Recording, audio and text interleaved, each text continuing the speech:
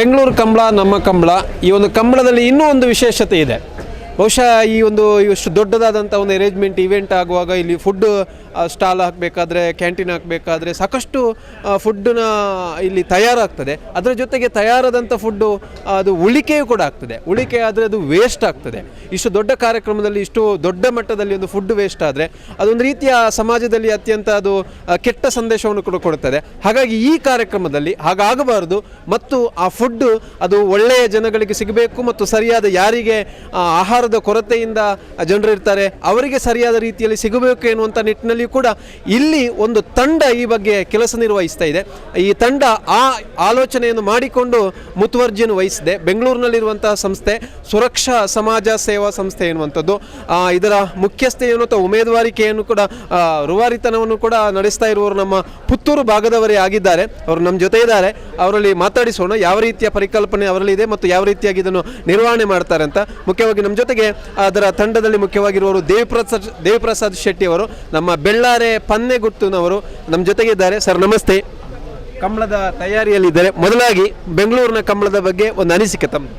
ಇದೊಂದು ರೋಮಾಂಚಕಾರಿ ಒಂದು ಕ್ಷಣ ನಮಗೆ. ಯಾಕಂದರೆ ದಕ್ಷಿಣ ಕನ್ನಡ ಜಿಲ್ಲೆಯ ಒಂದು ಅತ್ಯಂತ ಫೇಮಸ್ ಒಂದು ಕ್ರೀಡೆ ಆಗಿದೆ. ಅದನ್ನು ಈಗ ನಮ್ಮ ದಕ್ಷಿಣ ಕನ್ನಡದವರೇ ಜೊತೆಗೆ ಎಲ್ಲ ನಮ್ಮ ಮುಖಂಡರುಗಳು ಸೇರಿಕೊಂಡು ಬೆಂಗಳೂರಿನಲ್ಲಿ ಇದನ್ನು ಒಂದು ಅತ್ಯುತ್ತಮವಾಗಿ ನಡೆಸ್ತಾ ಇದ್ದಾರೆ. ಇದೊಂದು ನಮ್ಮ ಒಂದು ದಕ್ಷಿಣ ಕನ್ನಡ ಜಿಲ್ಲೆಯವರಿಗೆ ಒಂದು ಹೆಮ್ಮೆಯ ಒಂದು ಸಂಗತಿ. ನಮಗೊಂದು ಭಾಳ ಖುಷಿ ತರುವಂಥ ಒಂದು ಇದು ವಿಷಯ ಇದು. ಈ ಒಂದು ಇವೆಂಟಲ್ಲಿ ದೊಡ್ಡ ಕಾರ್ಯಕ್ರಮದಲ್ಲಿ ನಿಮ್ಮ ಸಂಸ್ಥೆ ಮುಖಾಂತರ ಅಂದರೆ ಸುರಕ್ಷಾ ಸಮಾಜ ಸೇವಾ ಸಂಸ್ಥೆ ಮುಖಾಂತರವಾಗಿ ಯಾವ ರೀತಿಯಾಗಿ ಜನರಿಗೆ ಒಂದು ಉಪಕಾರ ಆಗುವ ನಿಟ್ಟಿನಲ್ಲಿ ಯಾವ ಪರಿಕಲ್ಪನೆ ಇಟ್ಕೊಂಡಿದ್ದೀವಿ? ಸುರಕ್ಷಾ ಸಮಾಜ ಸೇವಾ ಸಂಸ್ಥೆ ಇದು ಸುಮಾರು ಒಂದು 30 ವರ್ಷದಿಂದ ಕಾರ್ಯನಿರ್ವಹಿಸ್ತಾ ಇದೆ. ಇದರಲ್ಲಿ ನಾವು ಈಗ ಈ ಒಂದು ಪರ್ಟಿಕ್ಯುಲರ್ ಕಂಬಳ ಇದರಲ್ಲಿ ನಾವು ಏನು ಮಾಡ್ತಾಯಿದ್ದೀವಿ ಅಂದರೆ, ಇಲ್ಲೀಗ ತುಂಬ ಕ್ಯಾಂಟೀನ್ಗಳಿದ್ದಾವೆ, ಫುಡ್ ಸ್ಟಾಲ್ಗಳಿದ್ದಾವೆ. ಇದರಲ್ಲಿ ಇರೋ ಫುಡ್ ಸ್ಟಾಲ್ಗಳಲ್ಲಿ ಅವರು ಮಾಡಿದ ಎಕ್ಸೆಸ್ ಪ್ರೊಡಕ್ಷನ್ ಫುಡ್ ಏನಿದೆ ಅದನ್ನು ಅವ್ರು ಏನು ಮಾಡ್ತಾರೆ, ಅದನ್ನು ಎಸಿಬಿಟ್ಟು ಹೋಗ್ತಾರೆ. ಆದರೆ ನಮ್ಮಲ್ಲಿ ಲಕ್ಷಾಂತರ ಜನ ಹೊಟ್ಟೆಗಿಲ್ಲದೆ ಸಾಯ್ತಾ ಇದ್ದಾರೆ. ಸೊ ಈ ಒಂದು ಪರಿಕಲ್ಪನೆಯನ್ನು ನಾವು ಇಟ್ಕೊಂಡು ಈ ಒಂದು ಫುಡ್ ಏನಿದೆ ಉಳಿದಿದೆ ಅದರಲ್ಲಿ ತಿನ್ನೋದಕ್ಕೆ ಯೋಗ್ಯಕರವಾಗಿರುವಂಥ ಫುಡ್ ಮಾತ್ರ ನಾವು ಸೆಲೆಕ್ಟ್ ಮಾಡ್ತೇವೆ. ಸೆಲೆಕ್ಟ್ ಮಾಡಿ ಅದನ್ನು ನಾವು ಅದಕ್ಕೆ ಬೇಕಾದ ಪ್ಯಾಕಿಂಗ್ ಮಾಡ್ತೇವೆ. ಪ್ಯಾಕಿಂಗ್ ಮಾಡಿ ಇಲ್ಲಿ ಬೆಂಗಳೂರಿನಲ್ಲಿ ಎಷ್ಟು ಸ್ಲಮ್ಗಳಿದ್ದಾವೆ, ಯಾವ ಸ್ಲಮ್ನಲ್ಲಿ ಯಾವ ಥರ ಜನಗಳಿದ್ದಾರೆ, ಅವರ ಬಡತನ ಹೆಂಗಿದೆ, ಯಾಕಂದರೆ ಎಲ್ಲ ಸ್ಲಮ್ನವ್ರು ತಗೊಳ್ಳೋದಿಲ್ಲ. ಅದಕ್ಕೆ ನಾವು ಎಲ್ಲೆಲ್ಲಿ ಯಾವ್ಯಾವ ಸ್ಲಮ್ಮಲ್ಲಿ ಈ ಥರ ನಾವು ಊಟ ಕೊಟ್ಟಾಗ ತಗೊಳ್ಳೋದಕ್ಕೆ ನಮ್ಮ ಹತ್ರ ರೆಡಿ ಇದ್ದಾರೆ ಜನಗಳು. ಆ ಥರ ನಮ್ಮ ಹತ್ರ ಲಿಸ್ಟ್ ಇದೆ. ಇದನ್ನು ನಾವು ಮಾಡೋದಕ್ಕೆ ನಮ್ಮ ಜೊತೆಗೆ ನಮ್ಮ 2 ಜನ NGOಗಳು ಸೇರಿಕೊಂಡಿದ್ದಾರೆ. ಇವರು ಮಿಸ್ಟರ್ ಧೀರಾಜ್ ಶೆಟ್ಟಿ ಅಂತ ಇವರು ನಮ್ಮ ಜೊತೆ ಸೇರಿಕೊಂಡಿದ್ದಾರೆ. ಅದರ ಜೊತೆಗೆ ಇನ್ನೊಂದು ಸಂಸ್ಥೆಯವರು ನಮ್ಮ ನಿಯಾಜ್ ಅಂತ ಇವರು ಎಲ್ಲ ಅಡ್ವೊಕೇಟ್ಸ್. ಇವರು ಅಡ್ವೊಕೇಟು. ಆಮೇಲೆ ಇವರು ದೀನಬಂಧು ರಾಯ್ ಅಂತ ಇವರು ಇನ್ನೊಬ್ಬ ಅಡ್ವೊಕೇಟ್. ಇವರು ಇದೇ ಥರ ಮಿಸ್ಟರ್ ಶಿವಾನಂದ್ ಅಂತ ಇವರು ಕೂಡ ಇವರೆಲ್ಲ ನಮ್ಮ ಸಂಸ್ಥೆಯ ಒಂದು ಅಂಗ ಸಂಸ್ಥೆಗಳು. ಅಂದರೆ ನಮ್ಮ ಜೊತೆಗೆ ಸೇರಿಕೊಂಡು ನಾವು ಎಲ್ಲ ನಮ್ಮದು ಒಂದೇ ಥರ ಮನಸ್ಸಿರೋದ್ರಿಂದ ನಮಗಿದು ಮಾಡೋಕ್ಕೆ ತುಂಬ ಈಸಿ ಆಗ್ತಾಯಿದೆ. ಎಲ್ಲರೂ ಸೇರ್ಕೊಂಡಿದ್ದನ್ನು ಶುರು ಮಾಡಿದ್ದೀವಿ ಈಗ. ಇದಕ್ಕೆ ನಮಗೆ ಭಾಳ ಪ್ರಾಮುಖ್ಯವಾಗಿ ಪ್ರತಿಯೊಂದು ಸ್ಟಾಲ್ನವರು ಕೂಡ ನಮಗೆ ಸಪೋರ್ಟ್ ಮಾಡ್ತಾ ಇದ್ದಾರೆ. ಇದು ನಮಗೇನು ಹೊಸದಲ್ಲ. ಇದೇ ಥರ ನಾವು ಬೇರೆ ಬೇರೆ ಮದುವೆ ಮಂಟಪಗಳು, ಬೇರೆ ಬೇರೆ ಹಾಲ್ಗಳಲ್ಲಿ ಊಟ ಆಗುತ್ತೆ. ಅದು ಆದ ನಂತರ ಅದರಲ್ಲಿ ಉಳಿದ ಫುಡ್ಡನ್ನು ಅದನ್ನು ಅವರು ಗುಂಡಿ ತೆಗೆದುಬಿಟ್ಟು ಗುಂಡಿಗೆ ಹಾಕ್ತಾರೆ. ಆದರೆ ಅದೇ ಫುಡ್ನ ನಾವೊಂದು ಹಸಿವಿನ ಒಂದು ಯಾರಿಗೆ ಸಮಸ್ಯೆ ಇದೆ ಅದನ್ನು ನೀಗಿಸೋದಕ್ಕೆ ನಾವು ಪ್ರಯತ್ನ ಮಾಡ್ತಾಯಿದ್ದೀವಿ. ಇದರಲ್ಲಿ ನಾವು ತುಂಬ ಸಕ್ಸಸ್ ಆಗ್ತಾಯಿದ್ದೀವಿ. ಇದಕ್ಕೆ ನಾವು ಪ್ರತಿಯೊಂದು ಕೇಟ್ರಿಂಗ್ನವರು ನಮಗೆ ಸಪೋರ್ಟ್ ಮಾಡ್ತಾಯಿದ್ದಾರೆ. ಈಗ ಇದಲ್ಲದೆ ಈಗ ಔಟ್ಸೈಡ್ ಕ್ಯಾಟ್ರರ್ಸ್ ಲೈಕ್ ಈಗ ನಮಗೆ ಸೋನಾ ಕ್ಯಾಟ್ರರ್ಸ್ ಅಂತ ಗಣೇಶ್ ನಾಯ್ಕ್ ಅಂತಿದ್ದಾರೆ. ಅವರು ಕೂಡ ನಮಗೆ ಈಗ ಬೆನ್ನೆಲುಬಾಗಿ ನಿಂತ್ಕೊಂಡಿದ್ದಾರೆ. ಅದೇ ಥರ ಸ್ವಾತಿ ಕ್ಯಾಟ್ರರ್ಸ್ ಇದ್ದಾರೆ. ಅವರು ನಮಗೆ ಬೆನ್ನೆಲುಬಾಗಿ ನಿಂತ್ಕೊಂಡು ಅವರು ನಮಗೆ ಕರೆದು ನಮಗೆ ಎಲ್ಲ ಥರದ ಸಪೋರ್ಟ್ಗಳು ಮಾಡ್ತಾಯಿದ್ದಾರೆ. ಇದರಿಂದಾಗಿ ಒಂದು ಬಡತನದ ಇದರಲ್ಲಿ ಇರೋರಿಗೆ ಒಂದು ಹಸಿವಿನ ಒಂದು ಕೊರತೆಯನ್ನು ನಿವಾರಿಸೋದಕ್ಕೆ ನಮಗೆ ಭಾಳ ಖುಷಿ ಆಗ್ತಾ ಇದೆ. ಈ ಪರಿಕಲ್ಪನೆ ಹೇಗೆ ನಿಮಗೊಂದು ಆಲೋಚನೆಗೆ ಬಂತು? ಈ ಥರ ಮಾಡಿದರೆ ಒಂದು ಒಳ್ಳೆಯದು ಎನ್ನುವುದರಲ್ಲಿ ಹೇಗೆ ಬಂತು? ನಾವು ದಿನ ನೋಡ್ತಾ ಇರ್ತೀವಿ. ಯಾಕಂದರೆ ನಾನು ಈಗ ನಮ್ಮ ಈ ಸುರಕ್ಷಾ ಸಂಸ್ಥೆಯಲ್ಲಿ ನಾವು ಸುಮಾರು 30 ವರ್ಷದಿಂದ ಸುಮಾರು 4,87,000 ಜನಕ್ಕೆ ನಾವು ಹೆಲ್ಪ್ ಮಾಡಿದ್ದೀವಿ. ಮೆಡಿಕಲ್ ಟ್ರೀಟ್ಮೆಂಟ್ಸ್ ಬಗ್ಗೆ ನಾವು ಮಾಡಿದ್ದೀವಿ. ಅದ್ರ ಜೊತೆಗೇ ನಮಗೆ ನಮ್ಮಲ್ಲಿ ಸುಮಾರು 32,000 ಮಹಿಳಾ ಸ್ವಸಹಾಯ ಸಂಘದ ಸದಸ್ಯರಿದ್ದಾರೆ. 9 ತಾಲೂಕಲ್ಲಿ ನಾವು ಕೆಲಸ ಮಾಡ್ತಾಯಿದ್ದೀವಿ. ಅವರಿಗೆ ನಾವು ಆದಾಯೋತ್ಪನ್ನ ತರಬೇತಿಗಳನ್ನ ಕೊಟ್ಬಿಟ್ಟು ಅವರಿಗೆ ನಾವು ಅವ್ರ ಕಾಲ ಮೇಲೆ ನಿಂತ್ಕೊಳ್ಳೋಕ್ಕೆ ಅವ್ರಿಗೆ ಸಹಾಯ ಮಾಡ್ತಾಯಿದ್ದೀವಿ. ಅವರಿಗೆ ಮೆಡಿಕಲ್ ಟ್ರೀಟ್ಮೆಂಟ್ಸು ನಾವು ಹಲವಾರು ಮೆಡಿಕಲ್ ಕಾಲೇಜುಗಳ ಜೊತೆಗೆ ನಮ್ಮ ಟೈಅಪ್ ಮಾಡಿಕೊಂಡು ಅವರ CSR ಏನಿದೆ ಅದನ್ನು ಅವರು ನಮ್ಮ ಪುವರ್ ಪೇಷಂಟ್ಸ್ಗೆ ಕೊಡ್ತಾ ಇದ್ದಾರೆ. ಸೊ ಇದಕ್ಕೆ ನಾವೆಲ್ಲ ಸೇರಿಕೊಂಡು ಈ ಕೆಲಸಗಳು ಮಾಡ್ತಾಯಿದ್ದೀವಿ. ನಮಗೆ ನಾವು ಎಲ್ಲಿ ಹೋದ್ರೂ ಹಸಿವು ಅಂತ ಹೇಳೋದು ಒಂದು ಕಾಮನ್ ವರ್ಡ್. ಅಂದರೆ ಆ ಹಸಿವಿದ್ದವನಿಗೆ ಮಾತ್ರ ಅದು ಗೊತ್ತಿರುತ್ತೆ, ಉಳಿದವರಿಗೆ ಹಸಿವು ಅಂದರೆ ಏನೊಂದು ಗೊತ್ತಿದ್ದಿಲ್ಲ. ಆದರೆ ನಾವು ಹೋದಾಗ ರೋಡಲ್ಲಿ ಈಗ ಅನಾಥರು, ಭಿಕ್ಷುಕರು, ಆಮೇಲೆ ಈಗಿನ ಕಾಲದಲ್ಲಿ ಅಪ್ಪ ಅಮ್ಮನ್ನ ಇದಕ್ಕೆ ಅನಾಥಾಶ್ರಮಕ್ಕೆ ಸೇರಿಸೋದು ಒಂದು ದೊಡ್ಡ ಒಂದು ಇದಾಗ್ಬಿಟ್ಟಿದೆ.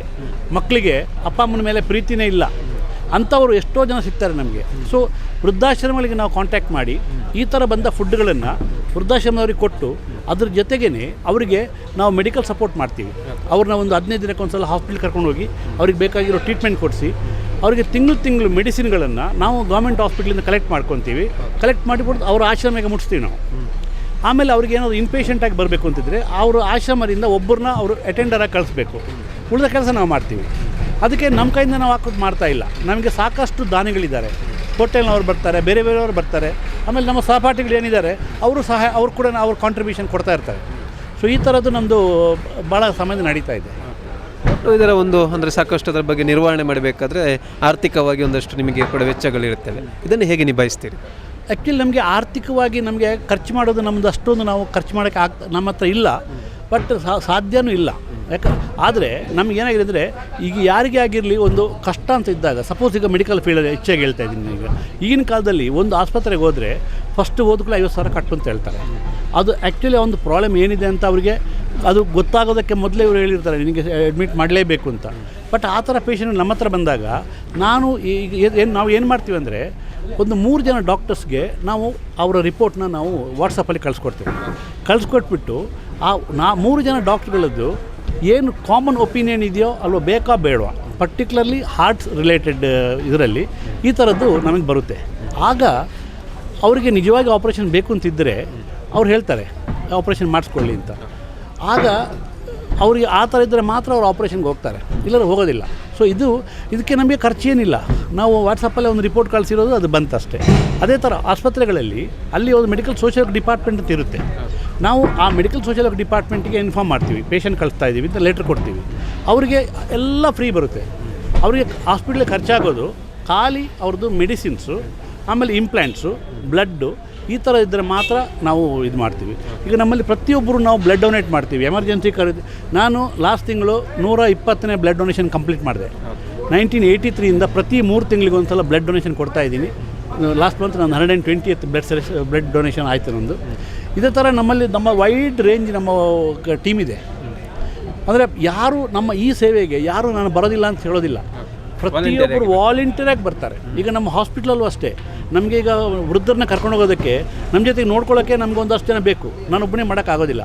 ಸೊ ಅವ್ರಿಗೆ ಹೇಳಿದ್ರೆ ಒಂದಷ್ಟು ಜನ ಬರ್ತಾರೆ. ಅದರಲ್ಲಿ ನಾವು ಒಂದಷ್ಟು ಜನ, ಒಂದು 3 ಜನ ಲೇಡೀಸ್ ಗೈನಕಾಲಜಿಗೆ ಅಥವಾ ಅದಕ್ಕೆ ಅವರಿಗೆ ನಾವು ಇನ್ಚಾರ್ಜ್ ಕೊಟ್ಬಿಡ್ತೀವಿ. ಅವ್ರಿಗೆ ಕರ್ಕೊಂಡು ಹೋಗ್ತಾರೆ. ಅದೇ ಥರ ಕಾರ್ಡಿಯಕ್, ಬೇರೆ ಆರ್ತೋ ಅದೆಲ್ಲ ಬರ್ತಾರೆ. ಸೊ ಎಲ್ಲ ಅವ್ರು ಯಾರು ₹1 ತಗೊಳ್ಳೋದಿಲ್ಲ ನಮ್ಮ ಹತ್ರ. ಎಲ್ಲರೂ ಮಾಡ್ತಾ ಇರೋದು ಅದೊಂದು ಸೇವೆ. ಆ ಸೇವೆ ಮಾಡೋಕ್ಕೆ ನಾವು ಅವ್ರಿಗೊಂದು ಆಪರ್ಚುನಿಟಿ ಕೊಟ್ಟಿದ್ದೀವಿ ಅಂತ ಅವ್ರು ಭಾಳ ಖುಷಿ ಪಡ್ತಾರೆ. ಓಕೆ, ಈ ಕಂಬಳದಲ್ಲಿ ಬೆಂಗಳೂರು ಕಂಬಳದ ಒಂದು ಯಶಸ್ಸಿನ ಜೊತೆಗೆ ತಮ್ಮದು ಕೂಡ ಪಾಲುದಾರಿಕೆ ಇದೆ ಅಂತ ಹೇಳ್ಬೋದು. ಯಾಕಂದರೆ ಇವತ್ತು ಇಷ್ಟೊಂದು ಸಣ್ಣದಾದಂತಹ ಅದು ದೊಡ್ಡದಾದಂತಹ ಕಾರ್ಯ, ನಿಮ್ಮ ಸಣ್ಣ ಕಾರ್ಯದಾದರೂ ಕೂಡ ಇಷ್ಟೊಂದು ದೊಡ್ಡ ಇವೆಂಟ್ನಲ್ಲಿ ಇದು ದೊಡ್ಡ ಕಾರ್ಯ. ಹಾಗಾಗಿ ನಿಮ್ಮ ಕಾರ್ಯ ಕೂಡ ಸಕ್ಸಸ್ ಆಗಲಿ ಅನ್ನುವಂಥ ಶುಭ ಹಾರೈಕೆ. Thank you sir. ಇದು ಬೆಂಗಳೂರು ಕಂಬಳದಲ್ಲಿ ಬೇರೆ ಬೇರೆ ರೀತಿಯಾದಂಥ ಸಮಾಜಕ್ಕೆ ಒಂದು ಜಾಗೃತಿಯನ್ನು ನೀಡುವಂತಹ, ಸಮಾಜದಲ್ಲಿ ಒಂದು ರೀತಿಯಾದಂಥ ವಿಶೇಷ ಸಂದೇಶವನ್ನು ಕೊಡುವಂಥ ಕೆಲಸವನ್ನು ಕೂಡ ಇಲ್ಲಿನ ಒಂದು ಸಣ್ಣ ಪುಟ್ಟ ಕೆಲಸ ಕಾರ್ಯಗಳಲ್ಲಿ ಕೂಡ ನಡೆಯುತ್ತಾ ಇದೆ. ಬನ್ನಿ ನೋಡೋಣ ಇನ್ನಷ್ಟು ಕೆಲಸ ಕಾರ್ಯಗಳನ್ನು ಕೂಡ. ಸುಧಾಕರ್ ಪಟೇಲ್ ಜೊತೆಗೆ ಉಮೇಶ್ ಮಿತ್ತಡ್ಕ, ಸುದ್ದಿ news Puttur. Family road trip पहली बार नहीं रुकेगी अपनी कार. अब गली गली बजेंगे ढोल. Our life is now on a roll. आगे बढ़ते इंडिया की खुशियां और भी बढ़ी. ऑल्टो K10 के साथ इंडिया की चल पड़ी. India's highest selling car, driven by over 45 lakh proud owners. That's my gadget. Let's go have some fun then.